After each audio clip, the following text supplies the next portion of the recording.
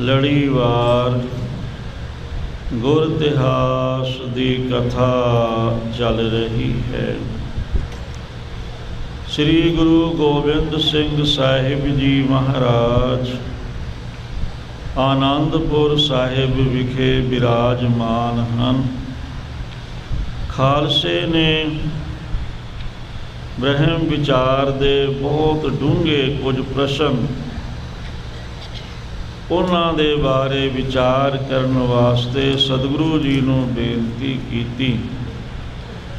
ਸਤਿਗੁਰੂ ਮਹਾਰਾਜ ਜੀ ਨੇ ਫਰਮਾਇਆ, ਭਾਈ ਦਇਆ ਸਿੰਘ ਜੀ ਮੇਰਾ ਹੀ ਸਰੂਪ ਹਨ। ਜੋ ਵੀ ਤੁਹਾਡਾ ਪ੍ਰਸ਼ਨ ਹੈ, ਜੋ ਵੀ ਸ਼ੰਕਾ ਹੈ, ਉਹਦਾ ਸਮਾਧਾਨ ਇਹ ਪੂਰੀ ਤਰ੍ਹਾਂ ਨਾਲ ਕਰਨਗੇ। ਇਉਂ ਕਹਿ ਕੇ ਸਤਿਗੁਰੂ ਜੀ ਚਲੇ ਗਏ। ਦੀਵਾਨ ਦੇ ਵਿੱਚੋਂ ਮਹਿਲਾਂ ਅੰਦਰ ਖਾਲਸੇ ਨੇ ਬੇਨਤੀ ਕੀਤੀ, ਪਹਿਲਾਂ ਕਰਮਾਂ ਦੇ ਬਾਰੇ, ਉਸ ਤੋਂ ਬਾਅਦ ਫਿਰ ਆਤਮ ਵਿਚਾਰ ਸ਼ੁਰੂ ਹੋਈ, ਡੂੰਘੀ ਵਿਚਾਰ ਵੀ ਅਗਿਆਨ ਕਿਵੇਂ ਪੈਦਾ ਹੋਇਆ, ਮਾਇਆ ਕਿਵੇਂ ਪੈਦਾ ਹੋਈ, ਅਵਿਦਿਆ ਕਿਵੇਂ ਪੈਦਾ ਹੋਈ। ਇਸ ਤਰ੍ਹਾਂ ਦੇ ਜਾਗਰਤ ਸੁਪਨ ਬਾਰੇ, ਮੂਰਛਾ ਬਾਰੇ, ਸੁਖੋਪਤੀ ਬਾਰੇ, ਤੁਰੀਆ ਅਵਸਥਾ ਦੇ ਬਾਰੇ, ਜੀਵ ਬਾਰੇ, ਬ੍ਰਹਮ ਬਾਰੇ, ਪੰਜ ਕੋਸ਼ਾਂ ਦੇ ਬਾਰੇ ਇਤਿਆਦਿ ਭਾਈ ਦਇਆ ਸਿੰਘ ਜੀ ਨੇ ਬਹੁਤ ਸੌਖੇ ਤੇ ਸੁੰਦਰ ਸ਼ਬਦਾਂ ਦੇ ਵਿੱਚ ਸਮਾਧਾਨ ਕੀਤਾ। ਉਹ ਵਿਚਾਰ ਆਪਾਂ ਪਿਛਲੇ ਪ੍ਰਕਰਨ ਵਿੱਚ ਸਰਵਣ ਕਰ ਚੁੱਕੇ ਹਾਂ। ਦੂਸਰਾ ਆਤਮ ਵਿਚਾਰ ਦਾ ਜੋ ਪ੍ਰਕਰਨ ਹੈ, ਉਹਦੇ ਵਿੱਚ ਕਰਤਾ, ਕਿਰਿਆ, ਕਰਮ ਇਹਨਾਂ ਦਾ ਨਿਰਣਾ, ਗਿਆਤਾ ਗਿਆਨ ਗੇ, ਪ੍ਰਮਾਤਾ ਪ੍ਰਮਾਣ ਪ੍ਰਮੇਯ, ਧਿਆਤਾ ਧਿਆਨ ਤੇ, ਇਹ ਸਾਰਾ ਨਿਰਣਾ, ਪ੍ਰੋਕਸ਼ ਗਿਆਨ, ਅਪਰੋਕਸ਼ ਗਿਆਨ ਜਾਂ ਅਪਰਮਾ ਗਿਆਨ ਤੇ ਪਰਮਾ ਗਿਆਨ। ਤੇ ਕੱਲ੍ਹ ਦੇ ਵਿਚਾਰ ਵਿੱਚ ਵਿਸ਼ੇਸ਼ ਕਰਕੇ 4 ਮਹਾਂਵਾਕਾਂ ਦਾ ਵਿਚਾਰ ਆਪਾਂ ਸਰਵਣ ਕੀਤਾ। ਮਹਾਂਵਾਕ ਉਹਨੂੰ ਕਹਿੰਦੇ ਹਨ ਜੋ ਬ੍ਰਹਮ ਨੂੰ ਜਨਾਉਣ ਵਾਲੇ ਹਨ। ਜਿਨ੍ਹਾਂ ਵਾਕਾਂ ਤੋਂ ਯਥਾਰਥ ਗਿਆਨ ਪ੍ਰਾਪਤ ਹੋਵੇ ਉਹਨੂੰ ਮਹਾਂਵਾਕ ਕਹਿੰਦੇ ਹਨ। ਤੇ ਉਹਨਾਂ ਦੀ ਆਪਾਂ ਕੱਲ੍ਹ ਵਿਆਖਿਆ ਕੀਤੀ ਸੀ। ਫਿਰ ਭਾਈ ਦਇਆ ਸਿੰਘ ਜੀ ਅੱਗੇ ਦੱਸਦੇ ਹਨ ਖਾਲਸੇ ਨੂੰ, ਗੁਰੂ ਨਾਨਕ ਦੇਵ ਸਾਹਿਬ ਮਹਾਰਾਜ ਨੇ ਜਪਜੀ ਸਾਹਿਬ ਦੇ ਅੰਦਰ ਵੀ ਐਸੇ ਮਹਾਂਵਾਕ ਕਥਨ ਕੀਤੇ ਹਨ। ਕਿਉਂਕਿ ਹੁਣ ਜੇ ਆਪਾਂ ਪਿਛਲੀ ਵਿਆਖਿਆ ਜ਼ਿਆਦਾ ਕਰੀਏ ਫਿਰ ਕਥਾ ਅੱਗੇ ਤੁਰਦੀ ਨਹੀਂ। ਇਸ ਲਈ ਇਹ ਦੂਜੀ ਬੇਨਤੀ ਇਹ ਹੈ ਕਿ ਜਿਨ੍ਹਾਂ ਨੂੰ ਵੀ ਸ਼ੌਂਕ ਹੋਵੇ, YouTube 'ਤੇ ਸਾਰੀ ਕਥਾ ਨਾਲ ਦੀ ਨਾਲ ਇੰਟਰਨੈਟ 'ਤੇ ਚੜ੍ਹਾਈ ਜਾ ਰਹੀ ਹੈ। ਭਾਈ ਦਇਆ ਸਿੰਘ ਜੀ ਵੱਲੋਂ ਕਰਮ ਨਿਰਣੇ ਉਹ 5 ਦਿਨਾਂ ਦੀ ਕਥਾ ਉਹ ਚੜ੍ਹ ਚੁੱਕੀ ਹੈ। ਅਗਲੀ ਜਿਹੜੀ ਹੈ ਅਗਿਆਨ ਕਿਵੇਂ ਪੈਦਾ ਹੋਇਆ, ਉਹਦਾ ਰੂਪ ਕੀ ਹੈ, ਇਸ ਤੋਂ ਬਾਅਦ ਉਹ 15 ਪ੍ਰਸ਼ਨਾਂ ਦੇ ਜੋ ਉੱਤਰ ਹਨ ਉਹਦੀ ਕਥਾ ਵੀ ਇੰਟਰਨੈਟ 'ਤੇ ਚੜ੍ਹਾਈ ਜਾ ਰਹੀ ਹੈ, ਆਰੰਭ ਹੋ ਗਈ ਹੈ ਇਹ ਵੀ ਕਥਾ। ਸੋ ਇੰਟਰਨੈਟ 'ਤੇ YouTube 'ਤੇ ਚੜ੍ਹਾਉਣ ਤੋਂ ਭਾਵ ਇਹ ਹੈ ਵੀ ਕੋਈ ਵੀ ਐਸਾ ਬ੍ਰਹਮ ਦਾ ਵਿਚਾਰ ਸੁਣ ਕੇ ਲਾਭ ਪ੍ਰਾਪਤ ਕਰ ਸਕਦਾ ਹੈ। ਤੇ ਭਾਈ ਦਇਆ ਸਿੰਘ ਜੀ ਦਾ ਵੀ ਭਾਵ ਇਹੀ ਹੈ ਵੀ ਜੋ ਖਾਲਸਾ ਹੈ, ਗੁਰਸਿੱਖ ਹਨ, ਉਹਨਾਂ ਵਿੱਚ ਕਿਸੇ ਤਰ੍ਹਾਂ ਦੇ ਗਿਆਨ ਦੀ ਕਮੀ ਨਾ ਰਹੇ। ਜੋ ਸਿਰੇ ਦਾ ਗਿਆਨ ਹੈ ਵੇਦਾਂ ਦੇ ਵਿੱਚ, ਜਿਹਨੂੰ ਵੇਦਾਂਤ ਕਹਿੰਦੇ ਹਨ। ਵੇਦਾਂਤ ਦਾ ਅਰਥ ਹੁੰਦਾ ਹੈ ਵਿਗਿਆਨ ਦਾ ਜਿੱਥੇ ਅੰਤ ਹੋ ਜਾਏ, ਤੇ ਜਿੱਥੇ ਵਿਦਾਂਤ ਦਾ ਅੰਤ ਹੁੰਦਾ ਹੈ ਗੁਰਬਾਣੀ ਦਾ ਉੱਥੋਂ ਆਰੰਭ ਹੁੰਦਾ ਹੈ, ਇਹ ਵੀ ਆਪਾਂ ਕਹਿ ਸਕਦੇ ਹਾਂ। ਸੋ ਇਹਦਾ ਨਿਰਣਾ ਬਹੁਤ ਹੀ ਸੂਖਮ ਹੈ। ਉਹ ਇਹਦੇ ਵਾਸਤੇ ਵੀ ਹਰ ਗੁਰਸਿੱਖ ਨੂੰ ਚਾਰ ਵੇਦਾਂ ਦੇ ਗਿਆਨ ਦਾ ਜੋ ਸਿਧਾਂਤ ਹੈ ਉਹਦੀ ਜਾਣਕਾਰੀ ਵੀ ਹੋਵੇ। ਉਹਦੀ ਜਾਣਕਾਰੀ ਹੋਏਗੀ ਤਾਂ ਹੀ ਅਸੀਂ ਗੁਰਬਾਣੀ ਦੇ ਗਿਆਨ ਨੂੰ ਦੱਸ ਸਕਾਂਗੇ ਵੀ ਗੁਰਬਾਣੀ ਦਾ ਗਿਆਨ ਤਾਂ ਇਸ ਤੋਂ ਪਰੇ ਹੈ। ਜੇ ਉਹਦੀ ਜਾਣਕਾਰੀ ਨਹੀਂ ਫਿਰ ਅਸੀਂ ਦੱਸਾਂਗੇ ਕਿ ਤੇ ਜੇ ਕੋਈ ਕਹੇ ਵੀ ਬਾਣੀ ਵਿੱਚ ਤਾਂ ਚੀਜ਼ਾਂ ਹਨ ਹੀ ਨਹੀਂ, ਜੋ ਕੁਝ ਵੇਦਾਂ ਦੇ ਵਿੱਚ ਜਿੰਨਾ ਗਿਆਨ ਹੈ ਫਿਰ ਉਹਦੇ ਵਾਸਤੇ ਵੀ ਹੈ ਵੀ ਬਾਣੀ ਵਿੱਚ ਵੀ ਹੈ, ਕਿਉਂ ਨਹੀਂ ਬਾਣੀ ਵਿੱਚ? ਜੇ ਕੋਈ ਕਹੇ ਵੀ ਚਾਰ ਮਹਾਂਵਾਕ ਤਾਂ ਚਾਰ ਵੇਦਾਂ ਦਾ ਸਾਰ ਹਨ, ਉਹਨਾਂ ਤੋਂ ਬਿਨਾਂ ਯਥਾਰਥ ਬ੍ਰਹਮ ਦਾ ਗਿਆਨ ਨਹੀਂ ਹੋ ਸਕਦਾ, ਕੋਈ ਕਹੇ, ਫਿਰ ਆਪਾਂ ਇਹ ਦੱਸ ਸਕਦੇ ਹਾਂ ਵੀ ਜਪਜੀ ਸਾਹਿਬ ਦੇ ਵਿੱਚ ਇਹ ਚਾਰ ਮਹਾਂਵਾਕ ਵੀ ਹਨ। ਯਥਾਰਥ ਗਿਆਨ ਤੇ ਯਥਾਰਥ ਗਿਆਨ ਤੋਂ ਪਰੇ ਹੈ ਪ੍ਰਾਪਤੀ, ਅਪੇਦਤਾ। ਇਹ ਗੁਰਬਾਣੀ ਤਾਂ ਉੱਥੇ ਲੈ ਜਾਂਦੀ ਹੈ, ਪਰੇ ਹੈ, ਇਸ ਤੋਂ ਪਰੇ ਕੁਝ ਨਹੀਂ। ਵਾਹੋ ਵਾਹੋ ਬਾਣੀ ਨਿਰੰਕਾਰ ਹੈ। ਇਹ ਹੁਣ ਤਾਂ ਹੀ ਦੱਸ ਸਕਾਂਗੇ ਜੇ ਗਿਆਨ ਹੋਏਗਾ, ਨਹੀਂ ਤਾਂ ਆਪਾਂ ਚੁੱਪ ਕਰ ਜਾਵਾਂਗੇ, ਅਗਲੇ ਦਾ ਮੂੰਹ ਦੇਖੀ ਜਾਵਾਂਗੇ, ਇਹ ਤਾਂ ਬੜੀ ਗਿਆਨ ਦੀ ਡੂੰਘੀ ਗੱਲ ਕਰ ਗਿਆ। ਇਸ ਵਾਸਤੇ ਹਰ ਇੱਕ ਗੁਰਸਿੱਖ ਨੂੰ ਇਹ ਗਿਆਨ ਹੋਣਾ ਜ਼ਰੂਰੀ ਹੈ। ਤੇ ਇਹਦਾ ਨਾਮ ਬ੍ਰਹਮ ਵਿਚਾਰੇ ਦੇ ਸੁਣਨ ਦਾ ਵੀ ਬੜਾ ਫਲ ਦੱਸਿਆ ਹੈ। ਮਹਾਂਪੁਰਖ ਸੰਤ ਗਿਆਨੀ ਮੋਹਨ ਸਿੰਘ ਜੀ, ਮੁਖੀ ਸੰਪਰਦਾਇ ਪਿੰਡਰਾਂ, ਉਹਨਾਂ ਵਰਗਾ ਇਸ ਸਮੇਂ ਅੰਦਰ ਕੋਈ ਵਿਦਵਾਨ ਨਹੀਂ ਹੈ ਪ੍ਰਤੱਖ ਰੂਪ ਦੇ ਵਿੱਚ, ਤੇ ਨਾ ਉਹਨਾਂ ਵਰਗੀ ਬੰਦਗੀ ਹੈ ਕਿਸੇ ਦੀ, ਕਮਾਈ ਹੈ ਕਿਸੇ ਦੀ, ਉਹ ਵੀ ਸਿਰੇ ਹੈ। ਬੰਦਗੀ ਦੀ ਅਵਸਥਾ ਵੀ, ਕਮਾਈ ਦੀ ਅਵਸਥਾ ਵੀ, ਬ੍ਰਹਮ ਗਿਆਨ ਦੀ ਅਵਸਥਾ ਵੀ, ਉਹ ਵੀ ਸਿਰੇ ਹੈ। ਤੇ 100 ਸਾਲ ਦੀ ਆਯੂ ਦੇ ਕਰੀਬਨ ਤੇ ਚੜ੍ਹਦੀ ਕਲਾ ਆਪਣੇ ਸਾਰੀ ਕਿਰਿਆ ਆਪ ਸੋਧਦੇ ਹਨ। ਅਜੇ ਵੀ 4 ਘੰਟੇ ਦਾ ਰੋਜ਼ ਦਾ ਨਿਤਨੇਮ ਹੈ, ਉਹ ਫਿਰ ਤੁਰ ਕੇ ਖਲੋ ਕੇ ਕਰਦੇ ਹਨ। ਐਸੇ ਮਹਾਂਪੁਰਖ ਹੈਨ ਵਿਰਲੇ ਨਾਹੀ ਕਰੇ, ਕੋਟ ਮਧੇ ਕੋਈ ਸੰਤ ਦਿਖਾਇਆ।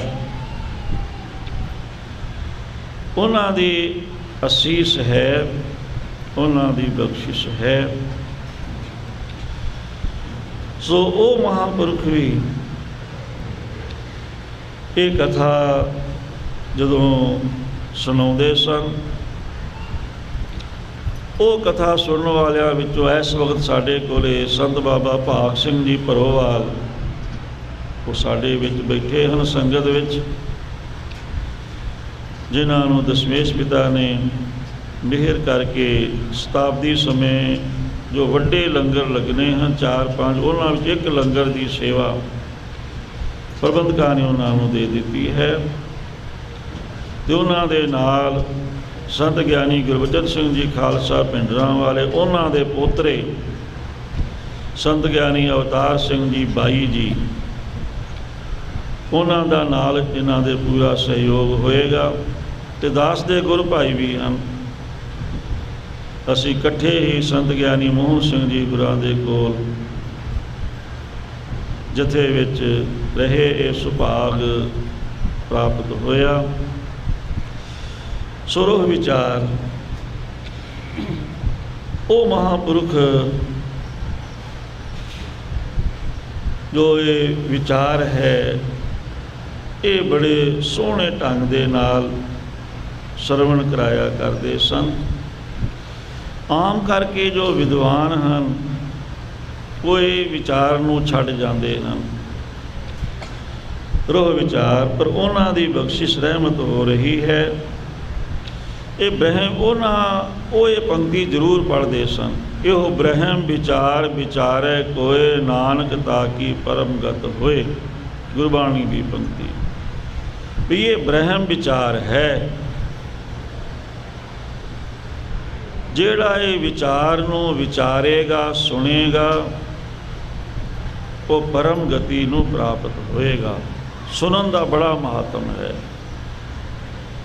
ਇਉਂ ਵੀ ਕਹਿ ਸਕਦੇ ਹਾਂ ਵੀ ਬਹੁਤ ਕਈ ਸਾਲ ਯੋਗਾ ਅਭਿਆਸ ਕਰਨ ਤੋਂ ਬਾਅਦ ਜੋ ਦਸਮ ਦੁਆਰ ਦੀ ਹੋਰ ਸੋਝੀ ਹੁੰਦੀ ਹੈ, ਇਹ ਕੁਝ ਮਹੀਨਿਆਂ ਦੇ ਵਿੱਚ ਹੀ ਸੂਖਮ ਵਿਚਾਰ ਨੂੰ ਬੁੱਧੀ ਵਿੱਚ ਧਾਰਨੇ ਕਰਕੇ ਤੇ ਬੁੱਧੀ ਜਿਹੜੀ ਸਾਡੀ ਆਤਮ ਵਿਸ਼ੈਣੀ ਹੋ ਜਾਂਦੀ ਹੈ। ਵਿਸ਼ੇ ਵਿਸ਼ੈਣੀ ਤੋਂ ਆਤਮ ਵਿਸ਼ੈਣੀ ਬੁੱਧੀ ਹੋ ਜਾਏਗੀ। ਤੇ ਜੇ ਨਾਲ ਬੰਦਗੀ ਵੀ ਕਰੇ, ਨਾਲ ਬ੍ਰਹਮ ਵਿਚਾਰ ਵੀ ਕਰੇ, ਤੇ ਫਿਰ ਤਾਂ ਬੜੀ ਛੇਤੀ ਪ੍ਰਾਪਤੀ। ਸਰੋਹ ਵਿਚਾਰੇ ਬ੍ਰਹਮ ਵਿਚਾਰ ਹੈ, ਬੜੀ ਡੂੰਘੀ ਵਿਚਾਰ ਹੈ। ਇਹ ਵੀ ਨਹੀਂ ਅਸੀਂ ਕਹਿ ਸਕਦੇ ਵੀ ਵੇਦ ਸ਼ਾਸਤਰ ਜਿਹੜੇ ਉਹ ਕੁਝ ਵੀ ਨਹੀਂ ਹਨ। ਉਹਨਾਂ ਦੇ ਉਪਦੇਸ਼ ਦੇ ਦੁਆਰਾ ਹੀ ਪਿਛਲੇ ਯੁਗਾਂ ਵਿੱਚ ਲੋਕਾਂ ਦਾ ਉਧਾਰ ਹੁੰਦਾ ਸੀ, ਗਿਆਨ ਪ੍ਰਾਪਤ ਹੁੰਦਾ ਸੀ, ਸਾਰਾ ਕੁਝ ਹੁੰਦਾ ਸੀ, ਐਸੀ ਗੱਲ ਨਹੀਂ। ਪਰ ਕਲਯੁਗ ਵਿੱਚ ਸਮਾਂ ਨਹੀਂ ਹੈ, ਇਹਨਾਂ ਉਮਰ ਵੀ ਥੋੜ੍ਹੀ, ਇਸ ਲਈ ਸਤਿਗੁਰੂ ਨਾਨਕ ਦੇਵ ਜੀ ਨੇ ਸਾਨੂੰ ਗੁਰੂ ਗ੍ਰੰਥ ਸਾਹਿਬ ਮਹਾਰਾਜ ਤੇ ਲੜ ਲਗਾਇਆ। ਗੁਰੂ ਦਸਵੇਂ ਪਾਤਸ਼ਾਹ ਨੇ, ਗੁਰੂ ਨਾਨਕ ਦੇਵ ਜੀ ਨੇ ਸਾਡੇ ਤੇ ਬਖਸ਼ਿਸ਼ ਕੀਤੀ। ਗੁਰਬਾਣੀ ਦੀ ਸੌਖਾ ਤੇ ਸਿੱਧਾ ਜੋ ਉਪਦੇਸ਼ ਹੈ ਉਹ ਸਾਨੂੰ ਬਖਸ਼ਿਆ ਹੈ। ਸਰੋਹ ਵਿਚਾਰ ਅਗਲੀ ਜਿਹੜੀ ਹੁਣ ਵਿਚਾਰ ਹੈ, ਇਹ ਚਾਰੇ ਮਹਾਵਾਕ ਭਾਈ ਦਇਆ ਸਿੰਘ ਜੀ ਦੱਸਣਗੇ ਵੀ ਜਪਜੀ ਸਾਹਿਬ ਦੇ ਵਿੱਚ ਹੀ ਹਨ ਇਹ ਤਾਂ ਚਾਰੇ। ਬਾਕੀ ਤਾਂ ਗੁਰੂ ਗ੍ਰੰਥ ਸਾਹਿਬ ਜੀ ਉਹ ਗਿਆਨ ਦਾ ਭੰਡਾਰ ਹੈ, ਸਮੁੰਦਰ ਹੈ, ਅੰਤ ਹੀ ਨਹੀਂ। ਗੋਹਜ ਰਤਨ ਵਿੱਚ ਲੁਕ ਰਹੇ ਕੋਈ ਗੁਰਮੁਖ ਸੇਵਕ ਕੱਢੇ ਖੋਤ। ਅਗਲੀ ਵਿਚਾਰ ਸਰਵਨ ਕਰਨ ਦੇ ਵਾਸਤੇ ਆਪੋ ਆਪਣੇ ਖਿਆਲਾਂ ਨੂੰ ਬਾਹਰੋਂ ਰੋਕੀਏ, ਸਾਵਧਾਨ ਇਕਾਗਰ ਜੀਤ ਹੁੰਦੇ ਹੋਏ ਮਨ ਕਰਕੇ ਹਾਜ਼ਰੀਆਂ ਲਵਾਈਏ, ਰਸਨਾ ਕਰੀਏ ਪਵਿੱਤਰ। ਸਾਰੇ ਗੱਜ ਕੇ ਆਖੀਏ ਸਤਿ ਸ੍ਰੀ ਵਾਹਿਗੁਰੂ ਜੀ। ਫੇਰ ਆਖੀਏ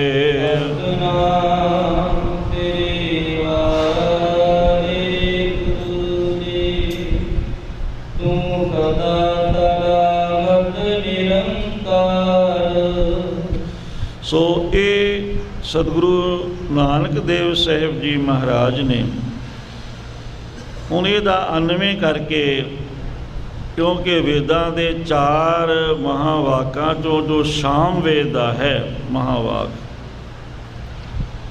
ਤਤਵਮ ਅਸੀ, ਇਸੇ ਨੂੰ ਬਾਕੀ 3 ਮਹਾਵਾਕਾਂ ਦਾ ਮੂਲ ਮੰਨਿਆ ਹੈ। ਤੇ ਇਸੇ ਦੀ ਵਿਚਾਰ ਵਿੱਚ ਬਾਕੀ ਦੇ 3 ਮਹਾਵਾਕਾਂ ਦੀ ਵਿਚਾਰ ਆ ਜਾਂਦੀ ਹੈ। ਇਸ ਕਰਕੇ ਇਸ ਨੂੰ ਹੀ ਮੁੱਖ ਰੱਖ ਕੇ ਉਹਦੇ ਹਿਸਾਬ ਦੇ ਨਾਲ ਸਲਾਮਤ ਦਾ ਅਰਥ ਹੁੰਦਾ ਹੈ ਸਦਾ ਕਾਇਮ, ਸਦਾ ਸਥਿਤ, ਸਦਾ ਇੱਕ ਰਸ ਰਹਿਣ ਵਾਲਾ। ਤੇ ਨਿਰੰਕਾਰ ਦਾ ਭਾਵ ਹੈ ਜੋ ਆਨੰਦ ਸਰੂਪ ਹੈ। ਤੂੰ ਦਾ ਅਰਥ ਹੈ ਜੀਵ। ਸੋ ਇਸ ਤਰ੍ਹਾਂ ਇਹ ਅਰਥ ਹੋ ਗਿਆ ਸਦਾ ਸਲਾਮਤ, ਤੂੰ ਨਿਰੰਕਾਰ, ਤਤਵਮ ਅਸੀ, ਇਹਦਾ ਅਰਥ ਬਣ ਗਿਆ ਕਿ ਤੂੰ ਜੋ ਜੀਵ ਹੈ सदा सलामत, सदा स्थित रहे। स्थित जो परमात्मा है सदा कायम दायम, सदा पातशाही, 2 मना से 100 आही। तो ਉਹਦਾ ਸਰੂਪ ਹੈ ਜੋ ਆਨੰਦ ਸਰੂਪ ਹੈ, ਜੋ ਨਿਰੰਕਾਰ ਹੈ। ਇਸ ਤਰ੍ਹਾਂ ਫਿਰ ਇਹ ਹੋ ਗਿਆ ਤਤ ਤਵਮ ਅਸੀਂ। ਇਹਦਾ ਅਰਥ ਤੂੰ ਸਦਾ ਸਲਾਮਤ ਨਿਰੰਕਾਰ ਇਉਂ ਇਸ ਨੂੰ ਜਾਣਨਾ ਕਰੀਏ। ਜਿਵੇਂ ਅਸੀਂ ਦਾ ਅਰਥ ਹੁੰਦਾ ਹੈ ਤਤਵਮ ਦੀ ਏਕਤਾ ਨੂੰ ਜਣਾਉਣ ਵਾਲਾ, ਇਸੇ ਤਰ੍ਹਾਂ ਹੀ ਜੋ ਨਿਰੰਕਾਰ ਸ਼ਬਦ ਹੈ ਉਹ ਅਸੀਂ ਤੋਂ ਭਾਵ ਹੀ ਲੈਂਦੇ ਹਨ, ਜਾਂ ਸਮੁੱਚੇ ਤੌਰ 'ਤੇ ਸਦਾ ਸਲਾਮਤ, ਸਦਾ ਸਥਿਤ, ਸਦਾ ਰਹਿਣ ਵਾਲਾ ਨਿਰੰਕਾਰ ਜੋ ਆਨੰਦ ਸਰੂਪ ਹੈ, ਉਹ ਤੇਰਾ ਸਰੂਪ ਹੈ, ਤੂੰ ਉਹਦਾ ਸਰੂਪ ਹੈ। ਇਉਂ ਇਹਦਾ ਅਰਥ ਵਿਚਾਰਿਆ ਹੈ।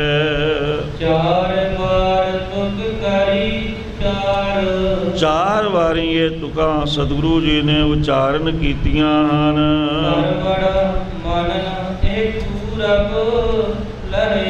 ਪਹਿਲਾਂ ਸੁਣਨ ਦਾ ਮਹਾਤਮ ਹੈ ਇਹਦੇ ਵਿੱਚ, ਕਿ ਜਿਨ੍ਹਾਂ ਨੇ ਸੁਣਿਆ ਉਹਨਾਂ ਨੂੰ ਕੀ ਮਿਲਿਆ, ਜਿਨ੍ਹਾਂ ਨੇ ਮੰਨਿਆ ਉਹਨਾਂ ਨੂੰ ਕੀ ਪ੍ਰਾਪਤ ਹੋਇਆ। ਪੜ੍ਹਦੇ ਨਹੀਂ ਗੱਲ। ਸੋ ਇਹਦਾ ਫਲ ਦੱਸਿਆ ਹੈ। ਪਹਿਲਾਂ ਸਰਵਣ ਦਾ ਦੱਸਿਆ ਹੈ ਵੀ ਬ੍ਰਹਮ ਵਿਚਾਰ ਸੁਣਨੀ, ਇਹਦਾ ਕਿੰਨਾ ਕੁ ਫਲ ਹੈ। ਬ੍ਰਹਮ ਗਿਆਨ ਦੀ ਵਿਚਾਰ ਸੁਣਨੀ, ਗੁਰਬਾਣੀ ਦੀ ਕਥਾ ਸੁਣਨੀ, ਜੋ ਗੁਰਬਾਣੀ ਆਮ ਨਿਰੰਕਾਰ ਹੈ, ਤੇ ਨਿਰੰਕਾਰ ਸਰੂਪ ਦਸੇ ਪਾਤਸ਼ਾਹ ਉਹਨਾਂ ਦਾ ਇਤਿਹਾਸ ਉਹ ਸੁਣਨਾ। ਤੇ ਜਿਨ੍ਹਾਂ ਨੇ ਸੁਣਿਆ ਹੈ ਉਹਨਾਂ ਬਾਰੇ ਸਤਿਗੁਰੂ ਜੀ ਨੇ 4 ਪੌੜੀਆਂ ਵਿੱਚ ਦੱਸਿਆ। ਸੁਣਿਆ ਸਿੱਧ ਪੀਰ ਸੁਰਨਾਥ, ਸੁਣਿਆ ਧਰਤ ਤਵਲ ਆਕਾਸ਼, ਸੁਣਿਆ ਦੀਪ ਲੋ ਪਾਤਾਲ, ਸੁਣਿਆ ਕੋਹਿ ਨ ਸਕੈ ਕਾਲ, ਨਾਨਕ ਭਗਤਾਂ ਸਦਾ ਵਿਗਾਸ, ਸੁਣਿਆ ਦੁਖ ਪਾਪ ਕਾ ਨਾਸ। ਸੁਣਨ ਦੇ ਨਾਲ ਕਾਲ ਜੋ ਮੌਤ, ਇਹਦਾ ਭੈ ਨੇੜੇ ਨਹੀਂ ਆ ਸਕਦਾ, ਕੋਹਿ ਨ ਸਕੈ ਕਾਲ। ਜਿਹੜੇ ਸੁਣਨ ਵਾਲੇ ਭਗਤ ਹਨ ਉਹਨਾਂ ਦੇ ਮਨ ਅੰਦਰ ਸਦਾ ਵਿਗਾਸ, ਸਦਾ ਖੇੜਾ, ਸਦਾ ਖੁਸ਼ੀ ਰਹਿੰਦੀ ਹੈ। ਇਸ ਤਰ੍ਹਾਂ 4 ਪੌੜੀਆਂ ਸਰਵਣ ਦਾ ਮਹਾਤਮ, ਤੇ 4 ਵਿੱਚ ਮੰਨਣ ਦਾ। ਜਿਨ੍ਹਾਂ ਨੇ ਸੁਣ ਕੇ ਮੰਨਿਆ, ਜਿਨਨੇ ਸੁਣ ਕੇ ਮੰਨਿਆ ਹੋ ਤਿਨ ਸਦ ਬਲਿਹਾਰੇ ਜਾਓ, ਉਹਨਾਂ ਤੋਂ ਸਦਾ ਬਲਿਹਾਰ ਜਾਈਏ। ਮੰਨੇ ਕੀ ਗਤ ਕਹੀ ਨਾ ਜਾਏ। ਜਿਨ੍ਹਾਂ ਨੇ ਮੰਨਿਆ ਉਹਨਾਂ ਦੀ ਗਤ ਪ੍ਰਾਪਤੀ, ਉਹਨਾਂ ਦੀ ਗਤ ਵਡਿਆਈ ਕਹੀ ਨਹੀਂ ਜਾ ਸਕਦੀ। ਜੇ ਕੋਈ ਕਹੇ ਉਹ ਕਹਿ ਨਹੀਂ ਸਕੇਗਾ, ਉਹਨੂੰ ਮਗਰੋਂ ਪਛਤਾਉਣਾ ਹੀ ਪਵੇਗਾ।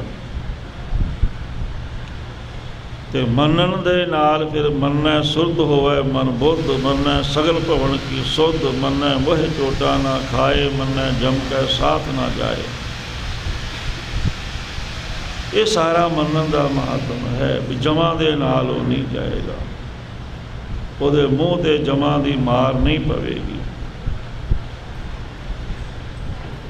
ਮੰਨਣ ਦੇ ਨਾਲ ਸੁਰਤ ਦਾ ਪਤਾ ਲੱਗੇਗਾ, ਉਹਦੀ ਸੁਰਤ ਗਿਆਤ ਵਾਲੀ ਹੋ ਜਾਏਗੀ।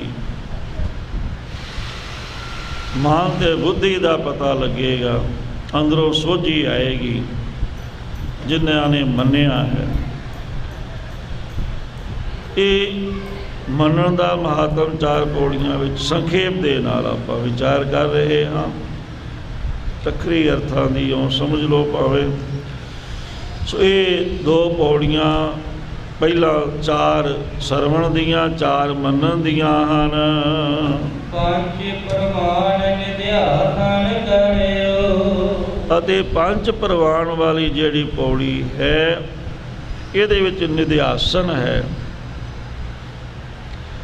ਨਿਧਿਆਸਨ ਹੁੰਦਾ ਹੈ ਬੰਦਗੀ ਕਮਾਈ ਦੇ ਵਿੱਚ ਤਗੜੇ ਹੋ ਕੇ ਲੱਗੇ ਰਹਿਣਾ, ਪ੍ਰਾਪਤੀ ਹੋਣੀ, ਅਨੁਭਵ ਹੋਣੇ ਸ਼ੁਰੂ ਹੋ ਜਾਣੇ। ਉਸ ਤੋਂ ਬਾਅਦ ਫਿਰ ਸਾਖਿਆਤਕਾਰ, ਆਪਣੇ ਆਪ ਨੂੰ ਜਾਣ ਲੈਣਾ ਮੈਂ ਕੌਣ ਹਾਂ। ਸੋ ਨਿਧਿਆਸਨ ਦੀ ਪੌੜੀ ਦੇ ਅਖੀਰ ਵਿੱਚ ਸਤਿਗੁਰੂ ਜੀ ਨੇ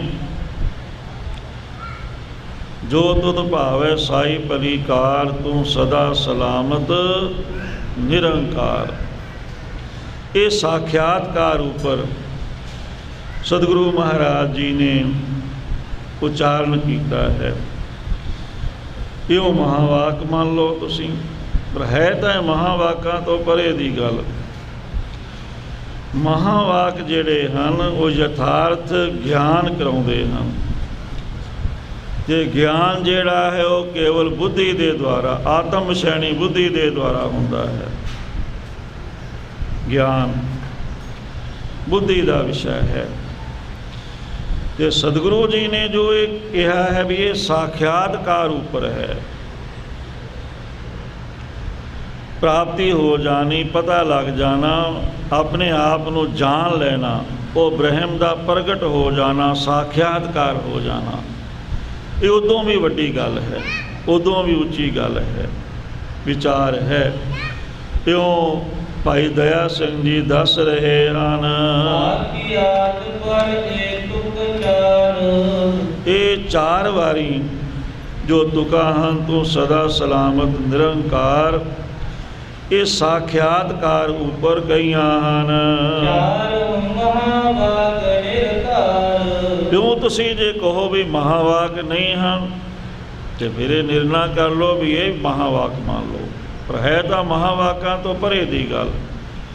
ਮਹਾਵਾਕ ਬੁੱਧੀ ਦਾ ਵਿਸ਼ਾ ਹਨ, ਪਰ ਇਹ ਜੋ ਬੁੱਧੀ ਨੂੰ ਪ੍ਰਕਾਸ਼ਨ ਵਾਲਾ ਹੈ ਸਾਖਿਆਤਕਾਰ, ਕਿ ਉਹ ਅਵਸਥਾ ਦੇ ਬਾਰੇ ਸਤਿਗੁਰੂ ਜੀ ਨੇ ਦੱਸਿਆ। ਹੈ ਤਾਂ ਪਰੇ ਦੀ ਗੱਲ, ਪਰ ਜੇ ਤੁਸੀਂ ਇਹਨੂੰ ਘਟਾਓ ਮਹਾਵਾਕਾਂ ਤੇ, ਤਾਂ ਵੀ ਤੁਸੀਂ ਮੰਨ ਸਕਦੇ ਹੋ। ਨਿਰਣਾ ਕਰ ਲਓ। ਫਿਰ ਗੁਰੂ ਅਰਜਨ ਦੇਵ ਸਾਹਿਬ ਜੀ ਮਹਾਰਾਜ ਨੇ ਅੱਗੇ ਪੰਕਤੀਆਂ ਗੁਰਬਾਣੀ ਦੀਆਂ ਰਚੀਆਂ ਹਨ। ਉਹਨਾਂ ਵਿੱਚ ਵੀ ਮਹਾਵਾਕਾਂ ਦੇ ਲਕਸ਼ਣ ਤੁਹਾਨੂੰ ਪ੍ਰਾਪਤ ਹੁੰਦੇ ਹਨ। ਲਖਾਇਕ ਹਨ, ਜਨਾਇਕ ਹਨ ਮਹਾਵਾਕਾਂ ਨੂੰ।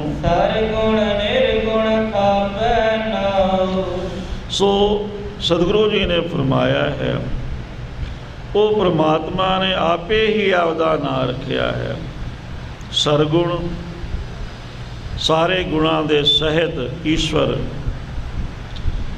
ਨਿਰਗੁਣ, ਜੋ ਗੁਣਾਂ ਤੋਂ ਰਹਿਤ ਜੀਵ ਹੈ। ਇਹ ਇੱਥੇ ਅਰਥ ਮਹਾਵਾਕਾਂ ਦੇ ਰੂਪ ਵਿੱਚ ਆਏਗਾ, ਤੇ ਉੱਦਾਂ ਜੇ ਆਪਾਂ ਅਰਥ ਕਰੀਏ ਫਿਰ ਹੋਰ ਅਰਥ ਹੋ ਜਾਏਗਾ। ਉੱਥੇ ਨਿਰਗੁਣ ਦਾ ਹੋ ਜਾਏਗਾ ਤ੍ਰੈਗੁਣ ਅਤੀਤ, ਤਿੰਨਾਂ ਗੁਣਾਂ ਤੋਂ ਉੱਪਰ। ਤੇ ਸਰਗੁਣ ਦਾ ਹੋ ਜਾਏਗਾ ਜਿਹਨੇ ਸਰੂਪ ਧਾਰਿਆ, ਸਾਹਮਣੇ ਸਾਖਿਆਤਕਾਰ ਪ੍ਰਗਟ ਹੈ। ਆਪ ਨਿਰੰਕਾਰ। ਗੁਰੂ ਨਾਨਕ ਦੇਵ ਜੀ, ਗੁਰੂ ਗੋਬਿੰਦ ਸਿੰਘ ਸਾਹਿਬ ਜੀ ਮਹਾਰਾਜ ਦਸੇ ਪਾਤਸ਼ਾਹੀਆਂ ਸਰਗੁਣ ਸਰੂਪ ਹਨ ਨਿਰੰਕਾਰ ਦਾ। ਸਾਖਿਆਤਕਾਰ ਉਹ ਦੂਜਾ ਅਰਥ ਹੈ। ਇੱਥੇ ਜਿਹੜਾ ਭਾਵ ਇੱਧਰ ਅਰਥ ਦੂਜੇ ਪਾਸੇ ਲੱਗੇਗਾ, ਮਹਾਵਾਕਾਂ ਵਾਲੇ ਪਾਸੇ। ਹੈ ਤਾਂ ਪਰੇ ਦੀ ਗੱਲ, ਪਰ ਜੇ ਘਟਾਓ ਤੁਸੀਂ ਤੇ ਫਿਰ ਵੱਡੇ ਤੋਂ ਵੱਡੇ ਜਿਹੜੇ ਵਿਦਾਂਤੀ ਹਨ ਉਹ ਵੀ ਫਿਰ ਅੱਗੇ ਝੁਕ ਜਾਣਗੇ। ਇਸ ਵਾਸਤੇ ਗੁਰਬਾਣੀ ਦੇ ਗਿਆਨ ਤੋਂ ਪਰੇ ਕੋਈ ਗਿਆਨ ਨਹੀਂ ਹੈ। ਸੋ ਸਰਗੁਣ ਤੇ ਨਿਰਗੁਣ, ਬਿਨਾਂ ਗੁਣਾਂ ਤੋਂ ਜੋ ਜੀਵ ਹੈ ਖਾਲੀ ਹੈ, ਤੇ ਸਰਗੁਣ ਸਾਰੇ ਗੁਣਾਂ ਦੇ ਸਹਿਤ ਜੋ ਈਸ਼ਵਰ ਹੈ। ਇਹ ਪ੍ਰਮਾਤਮਾ ਨੇ ਆਪੇ ਹੀ ਆਪਣਾ ਨਾਮ ਰੱਖਿਆ ਹੋਇਆ ਹੈ।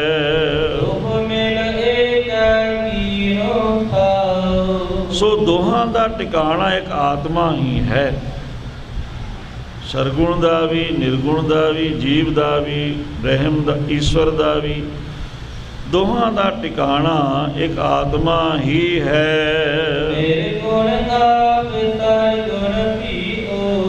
ਹੁਣ ਇੱਥੇ ਆਪਾਂ ਉਸੇ ਅਰਥ ਨਾਲ ਚੱਲਾਂਗੇ ਸੋ ਉਹ ਪਰਮਾਤਮਾ ਨਿਰਗੁਣ ਵੀ ਉਹੀ ਹੈ, ਜੀਵ ਰੂਪ ਵੀ ਉਹੀ ਹੈ ਤੇ ਸਰਗੁਣ ਈਸ਼ਵਰ ਰੂਪ ਵੀ ਉਹੀ ਹੈ।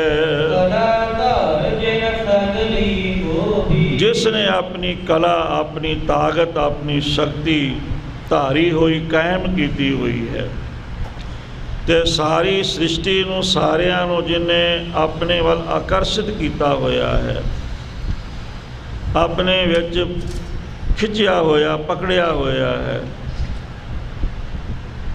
ਸਗਲ ਜਿਸ ਤਰ੍ਹਾਂ ਸੂਤਰ ਵਿੱਚ ਮਾਲਾ ਦੇ ਮਣਕੇ ਪਰੋਏ ਜਾਂਦੇ ਹਨ, ਇਸ ਤਰੀਕੇ ਦੇ ਨਾਲ ਸਾਰਿਆਂ ਅੰਦਰ ਉਹ ਵਸ ਰਿਹਾ ਹੈ, ਫਿਰ ਨਿਰਲੇਪ ਹੈ।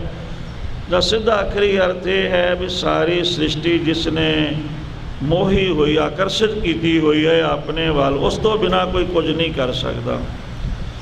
ਇਉਂ ਵਿਚਾਰ ਲਈਏ।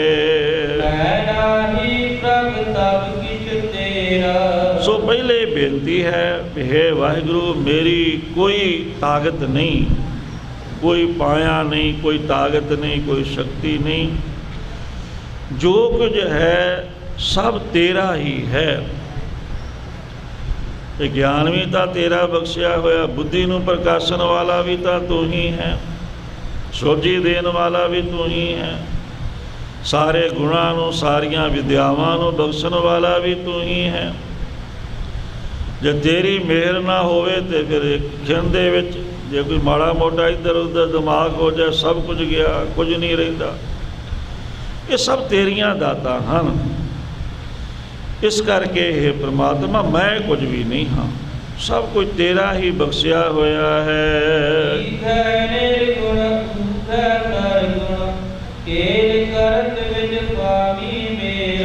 ਠੀਕ ਹੈ, ਇੱਕ ਪਾਸੇ ਤੂੰ ਨਿਰਗੁਣ ਹੈ, ਦੂਜੇ ਪਾਸੇ ਤੂੰ ਸਰਗੁਣ ਹੈ, ਪਰ ਦੋਹਾਂ ਦੇ ਵਿੱਚ ਜਗਤ ਤਮਾਸ਼ੇ ਦਾ ਖੇਡ, ਦੋਹੀਂ ਪਾਸੇ ਤੂੰ ਹੀ ਖੇਡ ਰਿਹਾ ਹੈ।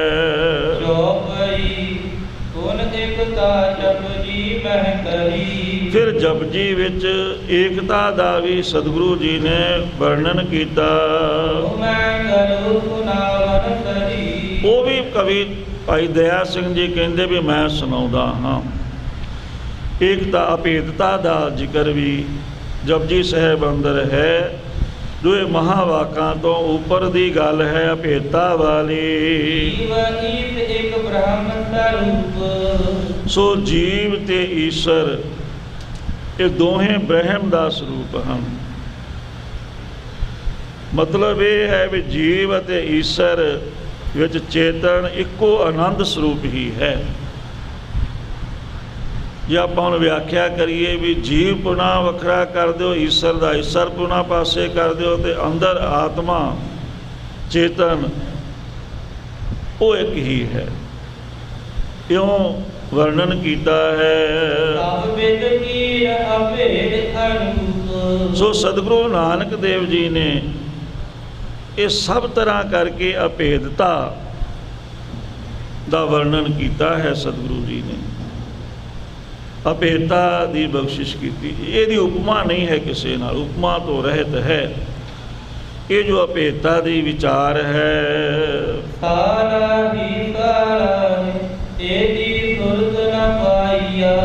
ਹੁਣ ਸਤਿਗੁਰੂ ਜੀ ਫਰਮਾਉਂਦੇ ਹਨ ਕਿ ਪਰਮਾਤਮਾ ਦੀ ਸਿਫਤ ਸਲਾਘਾ ਸਾਲਾਹੀ ਸਾਲਾਹੇ, ਮਨ ਕਰਕੇ, ਬਾਣੀ ਕਰਕੇ ਸ਼ਲਾਘਾ ਕਰਦੇ ਰਹੋ।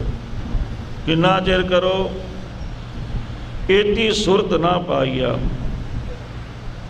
ਜਿੰਨਾ ਚਿਰ ਤੁਸੀਂ ਅਭੇਦ ਨਹੀਂ ਹੋ ਜਾਂਦੇ, ਸੁਰਤ ਗਿਆਤ ਪ੍ਰਾਪਤ ਨਹੀਂ ਹੋ ਜਾਂਦੀ। ਜੋ ਅਸੀਂ ਵਾਹਿਗੁਰੂ ਨਾਮ ਜਪ ਰਹੇ ਹਾਂ, ਉਹਦੇ ਵਿੱਚ ਸ੍ਰੇਸ਼ਟ ਪ੍ਰੀਤੀ, ਸੁਰਤ ਦਾ ਅਰਥ ਪ੍ਰੀਤੀ ਵੀ ਹੈ, ਸੁਰਤ ਦਾ ਅਰਥ ਗਿਆਤ ਵੀ ਹੈ, ਸੁਰਤ ਦਾ ਅਰਥ ਧਿਆਨ ਵੀ ਹੈ।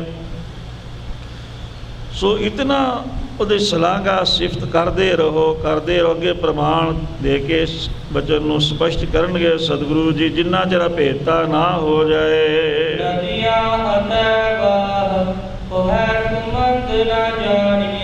ਹੁਣ ਸਤਿਗੁਰੂ ਜੀ ਹੋਰ ਖੁਲਾਸਾ ਕਰਦੇ ਹਨ ਵੀ ਜਿਸ ਤਰ੍ਹਾਂ ਵਾਹੜੇ ਹੁੰਦੇ ਛੋਟੇ ਛੋਟੇ ਨਾਲੇ,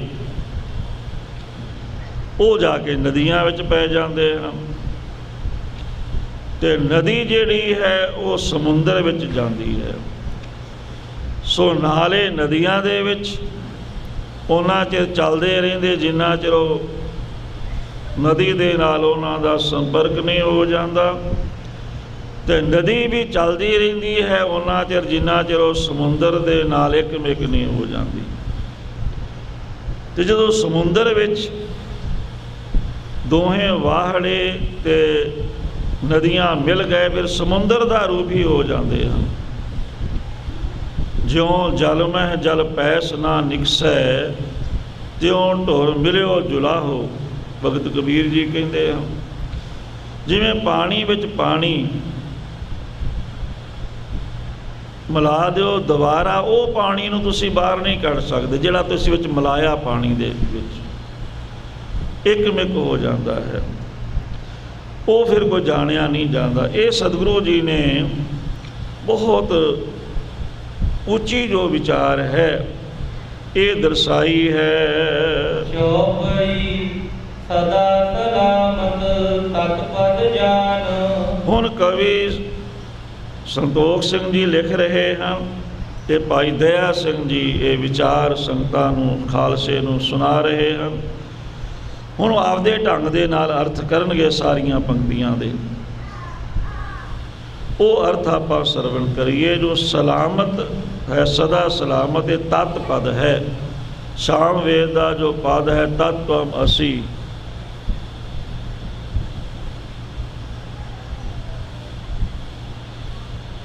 ਸੋ ਸਦਾ ਸਲਾਮਤ ਨੂੰ ਤਤ ਪਦ ਜਾਣਾ ਕਰੋ, ਅਤੇ ਫਿਰ ਤੂੰ ਪਹਿਲੇ ਹੈ, ਤੂੰ ਸਦਾ ਸਲਾਮਤ ਨਿਰੰਕਾਰ। ਇਹਦਾ ਫਿਰ ਅਨਵੇਂ ਕਰਨਾ ਹੈ। ਅਨਵੇਂ ਦੋ ਤਰ੍ਹਾਂ ਦਾ ਹੁੰਦਾ, ਦੰਡਕ ਅਨਵੇਂ ਅਤੇ ਖੰਡਕ ਅਨਵੇਂ। ਸੋ ਇਸ ਤਰ੍ਹਾਂ ਇਹਦਾ ਅਨਵੇਂ ਕਰਨਾ ਹੈ। ਦੰਡਕ ਹੁੰਦਾ ਵੀ ਪੂਰੀ ਦੀ ਪੂਰੀ ਪੰਕਤੀ ਅੱਗੇ ਪਿੱਛੇ ਰੱਖਣੀ, ਖੰਡਕ ਹੁੰਦਾ ਵੀ ਤੁਕਾਂ ਅੱਗੇ ਪਿੱਛੇ ਲਗਾ ਕੇ ਅਰਥ ਵਾਸਤੇ, ਕੇਵਲ ਅਰਥ ਨੂੰ ਸਪਸ਼ਟ ਕਰਨ ਦੇ ਵਾਸਤੇ। ਸੋ ਇਸ ਤਰ੍ਹਾਂ ਫਿਰ ਤੂੰ ਤੇ ਪੂਰਬ ਅਨਵੇਂ ਠਾਨ, ਇਹਦਾ ਅਨਵੇਂ ਕਰਨਾ ਕਰੋ।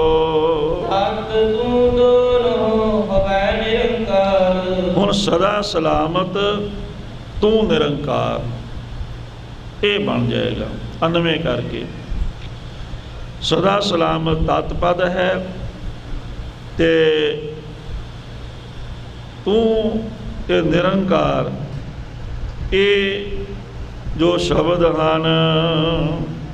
ਸਤ ਚੇਤਨ ਆਨੰਦ ਇੱਕ ਸਾਰ, ਇਹਨਾਂ ਵਿੱਚ ਸਤ ਚਿਤ ਆਨੰਦ ਜੋ ਚੇਤਨ ਹੈ ਉਹ ਇੱਕ ਸਾਰ ਹੈ ਦੋਹਾਂ ਦੇ ਅੰਦਰ, ਉਹ ਆਨੰਦ ਸਰੂਪ ਹੈ।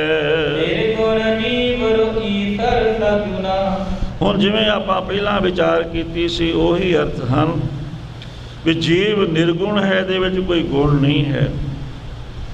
ਜਿਵੇਂ ਖਾਲੀ ਭਾਂਡਾ ਹੋਵੇ ਉਹਦੇ ਵਿੱਚ ਆਪਾਂ ਵਸਤੂ ਪਾ ਸਕਦੇ ਹਾਂ, ਅਤੇ ਜੇ ਪਹਿਲਾਂ ਹੀ ਭਰਿਆ ਹੋਵੇ ਫਿਰ ਉਹਦੇ ਵਿੱਚ ਕੁਝ ਪੈਂਦਾ ਨਹੀਂ। ਸੋ ਇਹ ਜਿਹੜਾ ਜੀਵ ਹੈ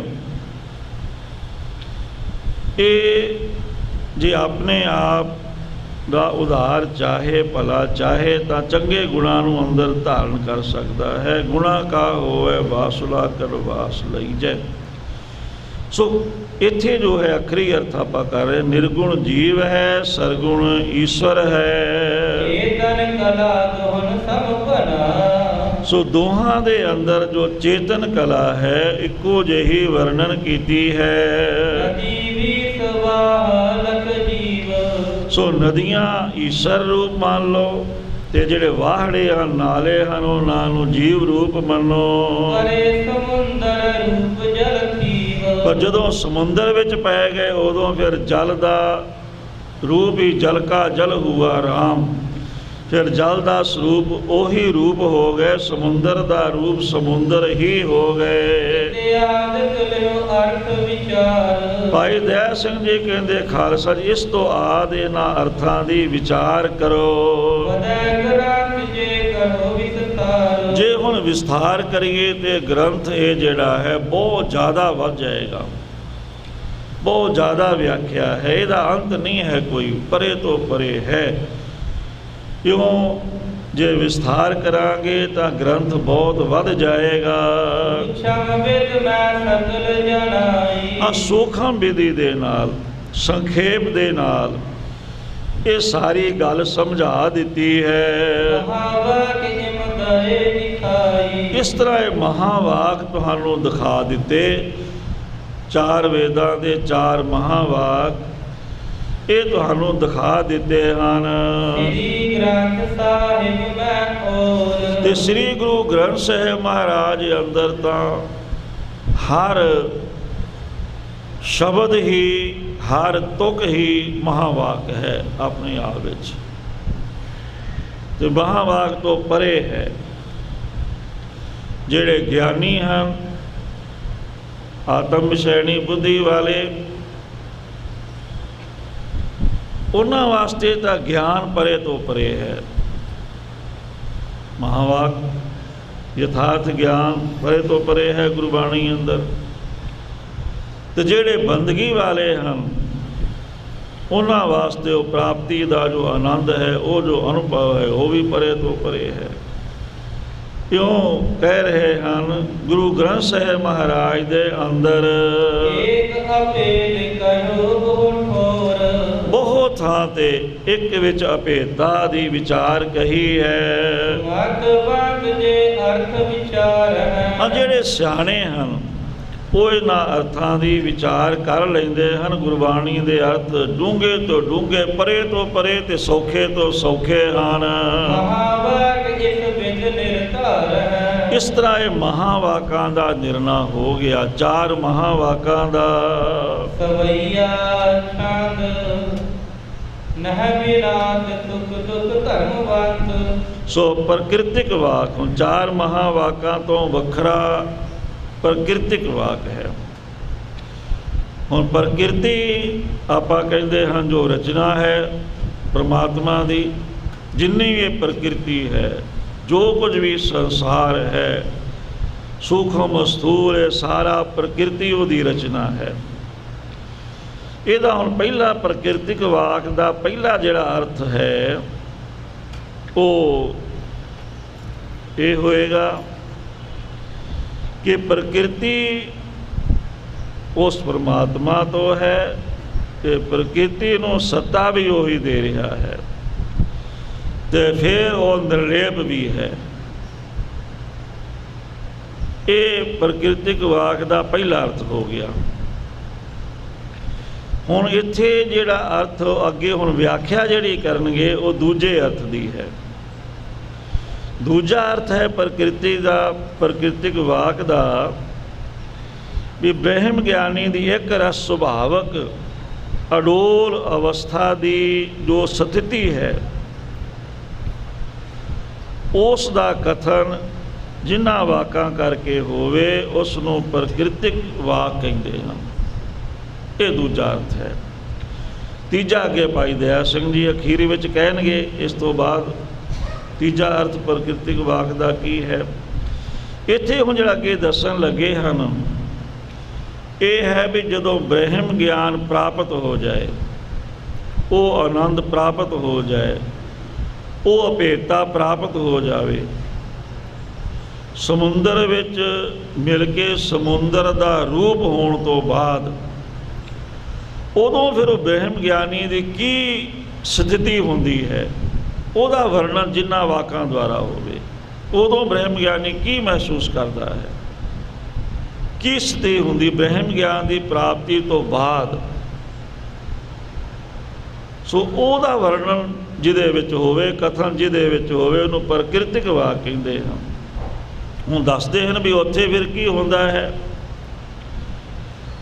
ਉਹ ਹੁਣ ਅੱਗੇ ਸਵਈਆ ਛੰਦ ਵਿਆਖਿਆ ਕਰ ਰਹੇ ਹਨ। ਨਹਿ ਬਿਨਾਸ ਸੁਖ ਦੁਖ ਧਰਮਵੰਤ, ਨਾ ਸਾਧਕ ਨਹੀਂ ਪਮੁਖ ਨ ਕੋਏ। ਹੁਣ ਉੱਥੇ ਜਾ ਕੇ ਸਮੁੰਦਰ ਰੂਪ ਜਦੋਂ ਹੋ ਗਏ,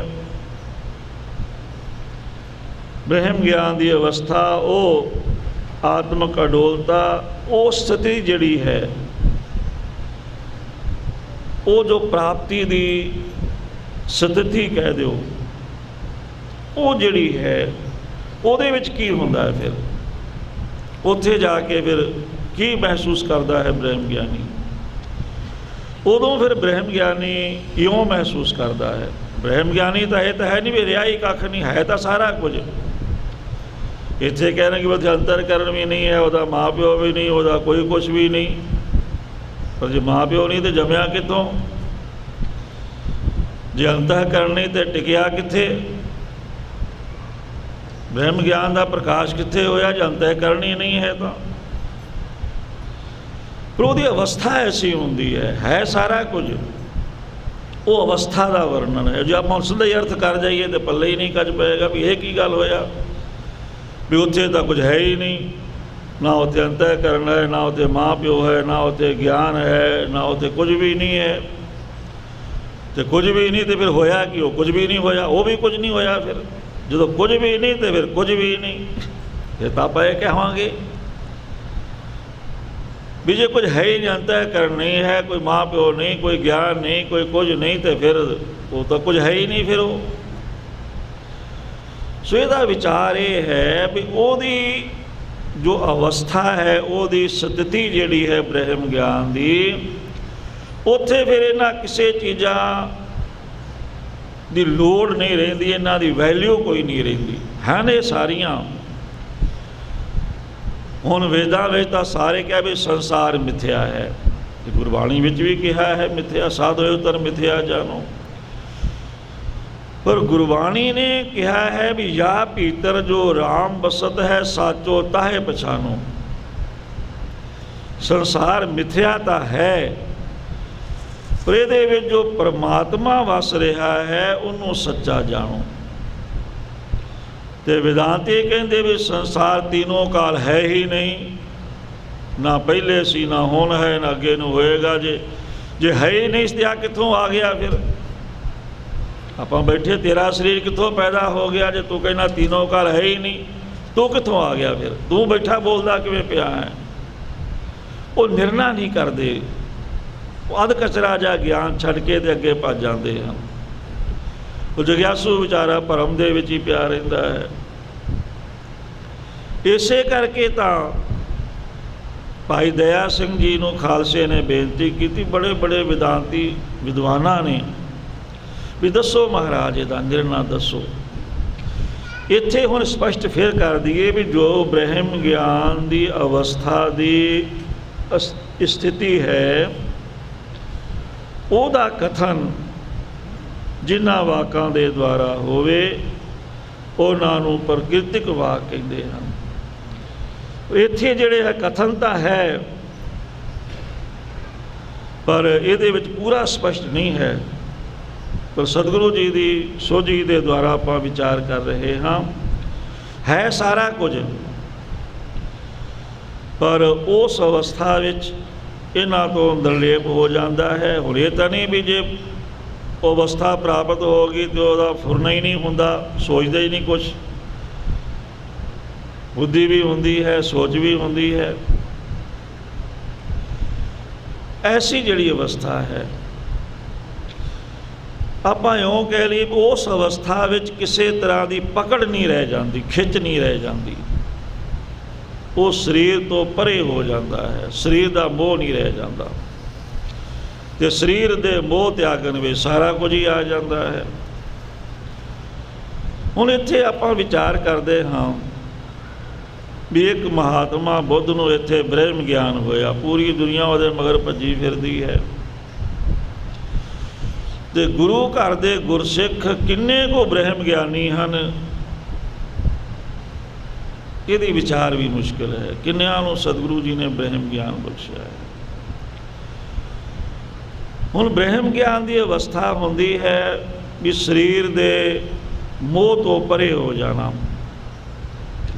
ਹੁਣ ਕਿੰਨੇ ਸ਼ਹੀਦ ਹੋਏ ਜਿਨ੍ਹਾਂ ਨੇ ਬੰਦ ਕਟਵਾਇਆ, ਸਰੀਰ ਦਾ ਕੋਈ ਮੋਹ ਸੀ ਉਹਨਾਂ ਨੂੰ, ਕੋਈ ਪਕੜ ਨਹੀਂ ਸੀ।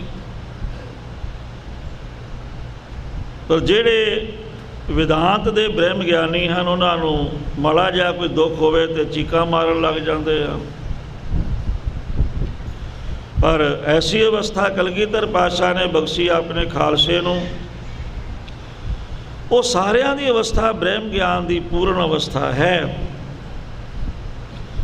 ਜੇ ਮਾਤਾਵਾਂ ਨੇ ਬੱਚਿਆਂ ਦੇ ਟੋਟੇ ਕਰਾ ਕੇ ਗਲਾਂ 'ਚ ਹਾਰ ਪਵਾਏ, ਡੋਲੀਆਂ ਨਹੀਂ, ਉਹ ਰੋਈਆਂ ਪਿੱਟੀਆਂ ਨਹੀਂ, ਉੱਥੇ ਵਿਰਲਾਪ ਨਹੀਂ ਕੀਤਾ।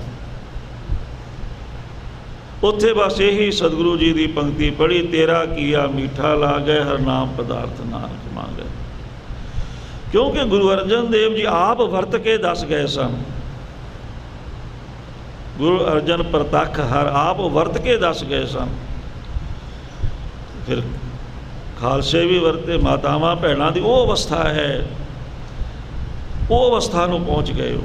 ਇੱਕ ਖਿੰਦ ਦੇ ਵਿੱਚ ਜਾ ਗਤ ਕੋ ਜੋਗੀਸਰ ਬਾਛਤ ਸੋ ਗਤ ਛਿਨ ਮਹਿ ਪਾਈ, ਉਹ ਸਰੀਰ ਤੋਂ ਉੱਪਰ ਉੱਠ ਗਏ। ਐਸੀ ਜੋ ਉੱਚੀ ਅਵਸਥਾ ਹੈ। ਅਗਲੀ ਵਿਚਾਰ ਹੁਣ ਕੱਲ੍ਹ ਨੂੰ ਕਰਾਂਗੇ, ਕਿਉਂਕਿ ਵਿਚਾਰ ਪੂਰੀ ਨਹੀਂ ਹੋਣੀ ਜੇ ਆਪਾਂ ਛੇੜ ਲਈ ਤਾਂ, ਤੇ ਸਮਾਂ ਜਿਹੜਾ ਹੈ ਉਹ ਪੂਰਾ ਹੋ ਗਿਆ ਹੈ।